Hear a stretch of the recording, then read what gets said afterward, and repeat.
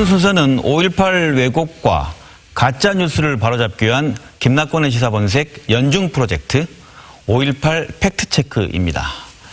5.18 팩트체크 두 번째 시간인데요. 오늘 다룰 내용은 5.18 누가 먼저 쏘았나입니다.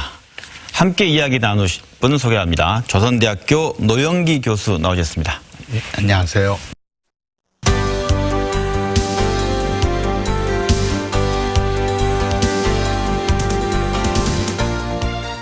오늘 5.18 팩트체크 다뤄볼 주제는 5.18 누가 먼저 쏘았나.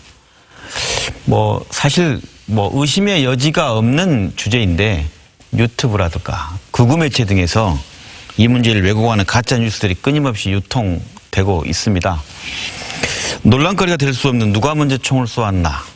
이게 왜 아직까지 논란이 되고 있다고 보십니까? 일단은 이 발포했다는 것 자체가 문제가 있는 거죠. 네. 군이 자국민을 향해서 발포한 것 자체, 그것도 전시도 아니었는데 전시라고 이야기할 수는 있겠지만 전시도 아니었는데 발포했다는 거. 그리고 사람들이 기억하는 5.18 민주화운동의 핵심은 어쨌든 군이 총을 쏘았다는 사실인데 이 핵심적인 부분들을 왜곡하면은 전체 사실 자체가 5.18 자체를 왜곡할 수 있기 때문에 아마도 그렇게 계속적으로 이 문제를 가지고 왜곡을 하고 의도적으로 관련 자료라든지 이런 부분들을 조작하고 있지 않는가 그렇게 생각됩니다. 도저히 부인할 수 없는 건 총을 쐈다는 사실, 말 그대로 발포한 사실은 모두가 알고 있는 사실이니까 네. 거기에서 이제 뭔가 왜곡의 어떤 지점을 갖고 있는 거 아니겠냐 말씀이신데, 그렇다면 누가 먼저 쏘았나에 대한 관련된 가짜뉴스와 관련된 가짜뉴스 얘기를 한번 전해주고 네. 이거에 대한 팩트 체크해보는 건 어떨까 싶습니다. 첫 번째로 총을 쏜 사실이 있기 때문에, 근데 첫 번째 시민군이 계엄군을 향해 먼저 쏘았다라고 이렇게 주장합니다. 이게 왜 가짜뉴스입니까? 일단은 시민들이 무장한 것 자체가 5월 21일 이후 1시 이후에 전남 도청, 이제 지금 아시아 문화의 전당인데 네. 도청 앞에서 발포 이후에 무장을 합니다. 그것 자체는 사실이고 최초의 발포는 이미 5월 29일 날 그 전에 계림동 지역에서 네네. 발포를 먼저 했었고, 그 다음에 그건 이제 한 사람의 어떻게 보면은 그 당시의 상황에서 나오는 행위다라고 볼 수도 있겠지만, 그 다음날 5월 20일 날 광주역 앞에서 발포는 집단 발포입니다. 네. 그리고 전남 도청 앞에서 발포 이후에, 그러니까 전체적으로 봤을 때 사실 자체를 다 왜곡하고 있는 거죠.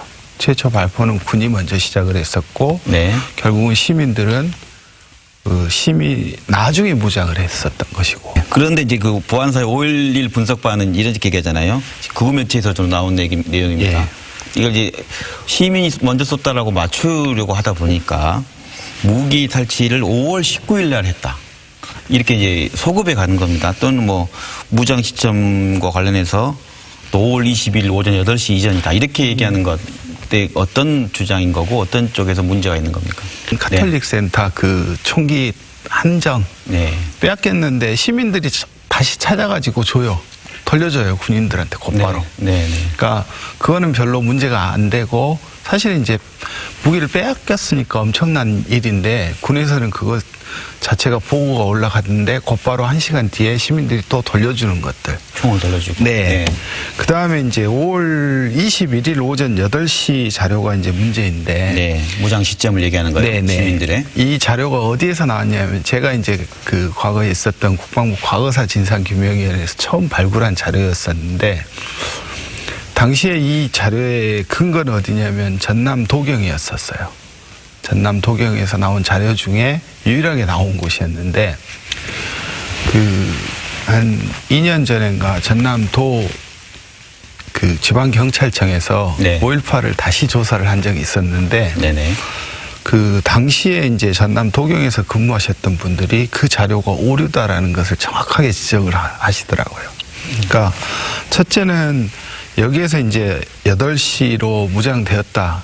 무장할 수 5월 21일 날 아침 8시. 예, 오전 8시, 아침 8시에 했던 곳이 나주 반남인데 그때는 아무런 일이 없었다라는 게 그 당시에 근무했던 분들의 증언이었고 또 하나는 이제 누가 자료를 바꿔치기 한 것 같아요. 저도 이제 그때 당시에는 이 국방부 과거사위원회에 있을 때는 네. 몰랐었는데 네. 이분들이 경찰인데 이 한자가 다르다라고 문제를 제기하시더라고요. 한자가 다르다? 무슨 말씀이신가요?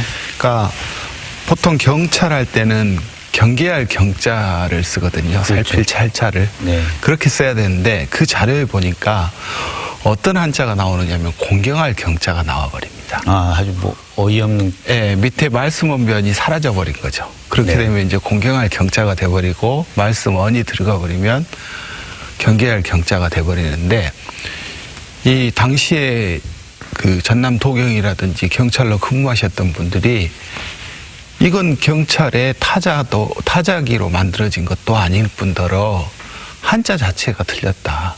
자료 자체가 잘못되었다. 그래서 이 자료는 네. 신빙성이 없다.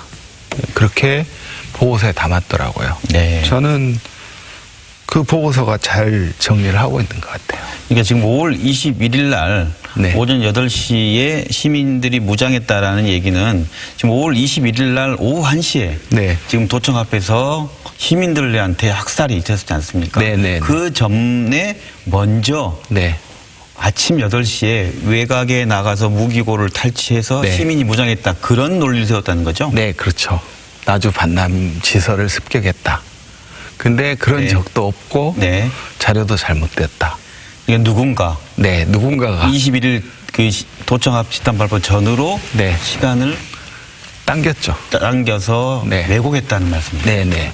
그러면 결국 이제 이렇게 자꾸 왜곡이 되다 보니까 하나의 거짓말이 그 다음 거짓말로 이어져 가는 건데 네. 이제 뭐 시민이 먼저 무장했다라고 하는 논리를 또 바치려면 가장 먼저 다친 사람 5.18 때 사상자라 하겠죠. 이게 계엄군이다.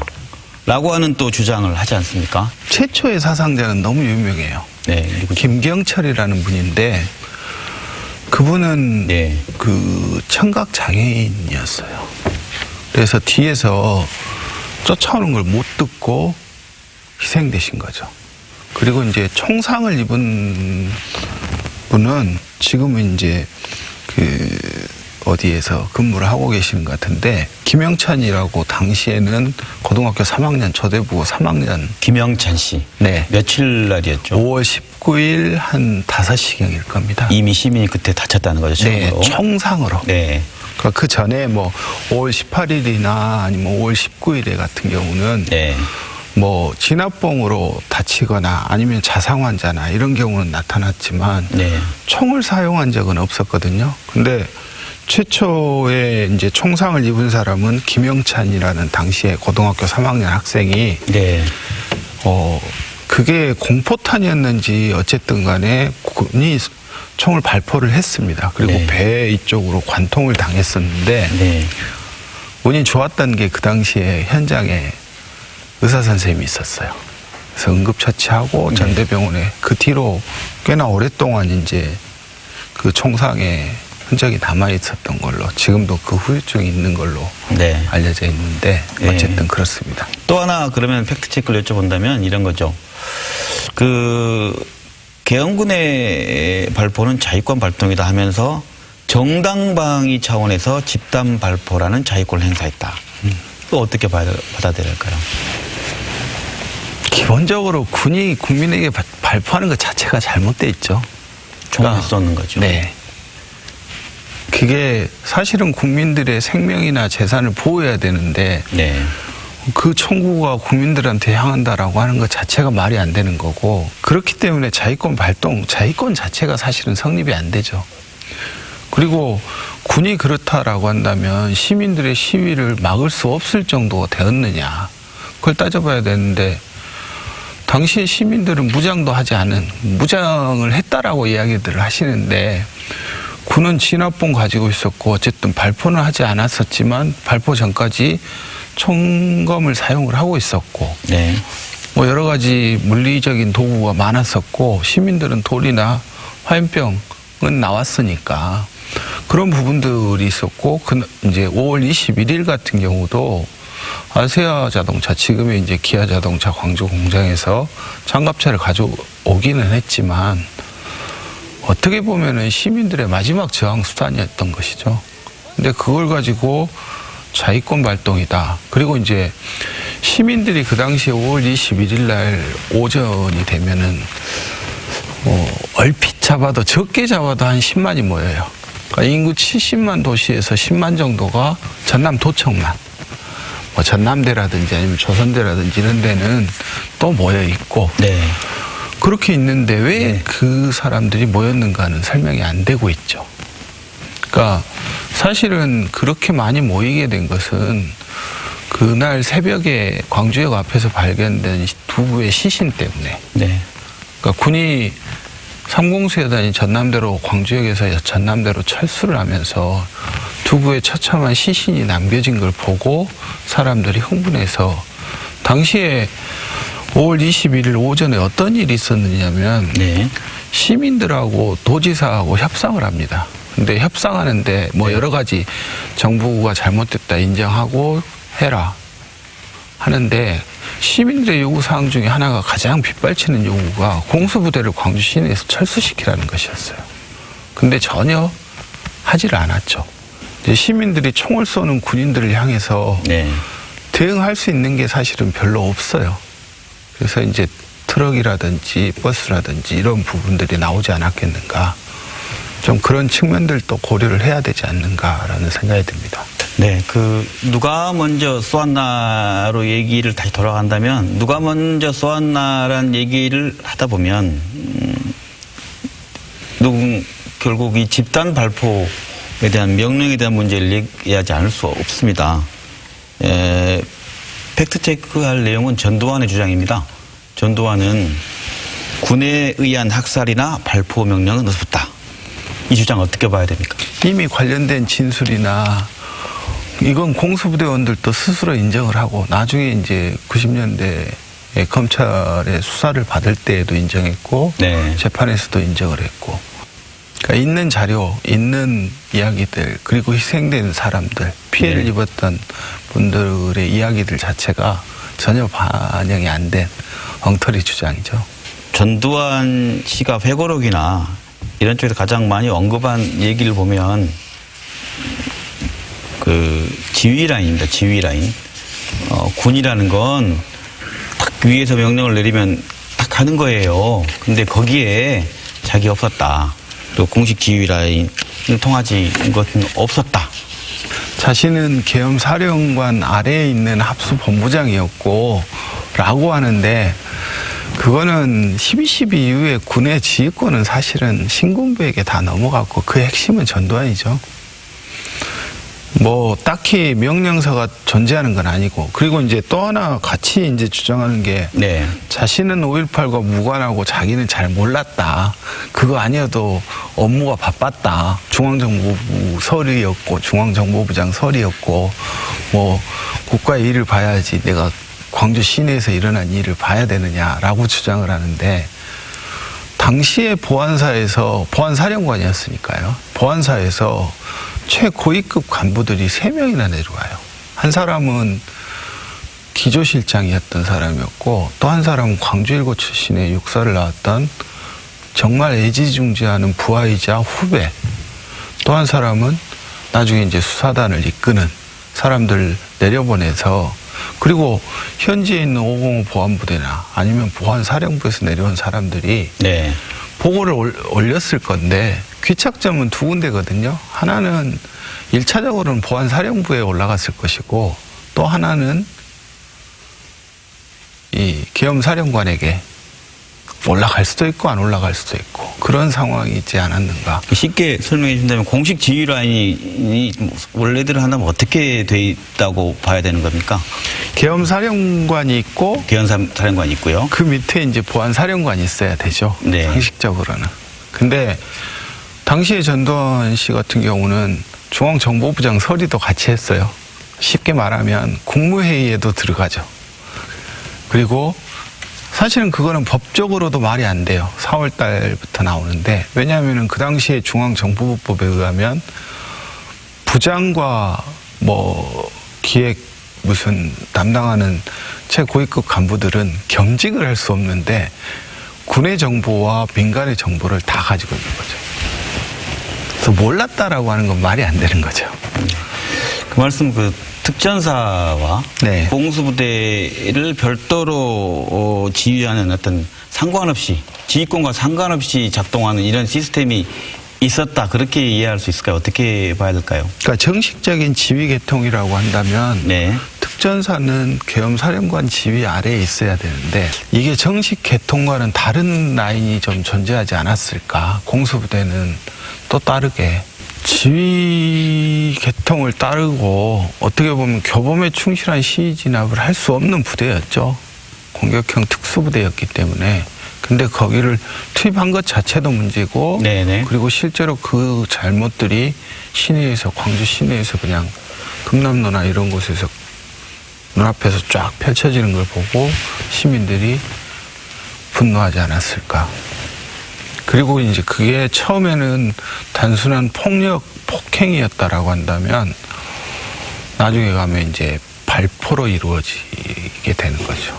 발포 책임자, 그러면 이거 앞으로 어떻게 밝혀내야 되는 겁니까? 시민을 향해서 총을 쏜 주체가 있는데 네. 말 그대로 지휘권도 없다고 하지, 그런 적이 없고 자위권이라고 하지, 이 문제를 어떻게 밝혀내야 됩니까? 좀 다양한 각도로 접근을 해야 될 것 같아요. 네. 지휘권 이원화 문제도 있을 것 같고, 그 다음에 이제 몇 년 전에 광주 MBC에서 발굴했던 그 6월 항쟁 때의 예. 이 발포 명령과 관련된 명령서, 그게 5.18이 일어나기 전에 강원도 사북에서 노동자들이 이제 임금 협상에 불만, 뭐 그 전부터 쌓였던 여러 가지 문제들로 인해 가지고 그 당시에도 비슷한 경험을 할 뻔했는데 11공수여단이 이제 광주에 들어오거든요. 근데 그 당시에 대기를 하고 있었어요. 투입이 될까 말까. 근데 그 당시에 한 달 전, 약 한 달 전에 광주에 투입되기 전에 11공수여단에 투입 준비를 하면서 내려진 명령서가 있는데 그 핵심이 뭐였냐면, 거기는 이제 탄광지대이기 때문에 다이너마이트나 그리고 굉장히 위험한 요소들이 있기 때문에 네. 명령을 했던 것이 발포할 상황이 벌어지면은 사전에 보고를 하고 후 조치하라. 그러니까 사령관의 계엄사령관의 허가를 득한 이후에 발포하라라는 발포 명령서가 네. 존재를 하죠. 네. 그리고 6월 항쟁 때도 비슷한 내용의 명령서가 존재하죠. 네. 근데 5.18은 네. 없어요. 어딘가 있었는데 있었는데 증거를 인멸했거나. 네. 그게 가장 합리적인 의심이지 않겠는가.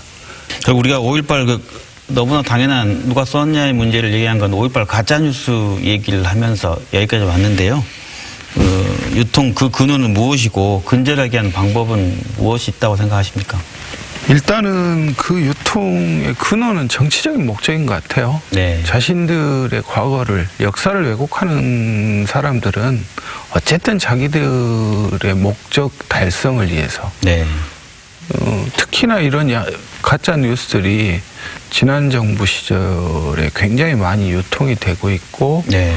지금도 되고 있는 걸로 알고 있는데, 근절할 수 있는 방법 좀 기대도 해야 되는데, 어쨌든 5.18은 그동안 많은 조사를 이루기는 했지만 네.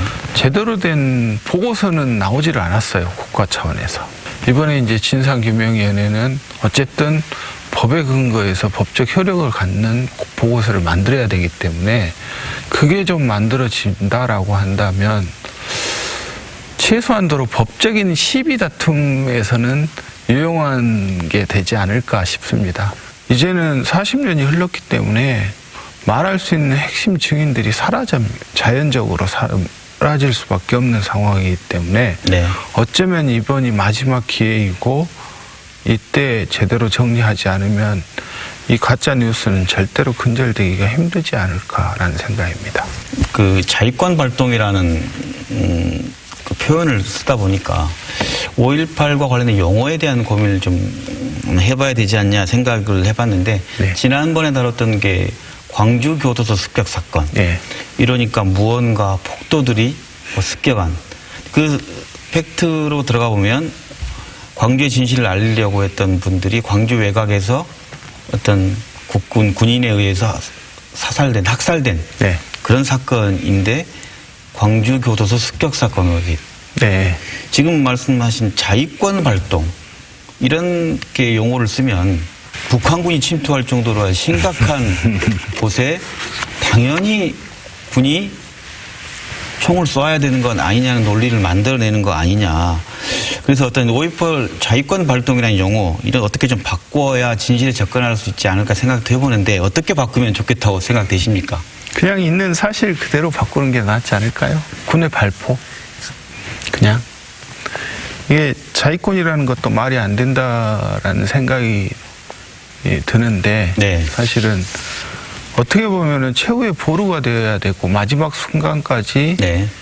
이 발포를 하지 않아야 되는 게 그게 이제 공권력에게 주어지는 힘이라는 것 자체는 적절하게 통제가 안 될 경우에는 네. 엄청나게 국민들에게 이거는 국민들의 생존과 관련된 문제이기 때문에 자위권이라고 하는 것은 그러한 상황들을 종합적으로 고려를 해서 네. 최종 순간에 마지막으로 선택할 수 있는 어찌 보면은 사용하지 않아야 될 권한인데 네. 이거를 계속 자위권 해버리면은 좀 문제가 되지 않을까 싶습니다. 그냥 있는 사실 그대로 팩트 그대로 군의 발포, 외곽 봉쇄 과정에서도 발포, 네. 뭐 이런 식으로 해야 되지 않는가.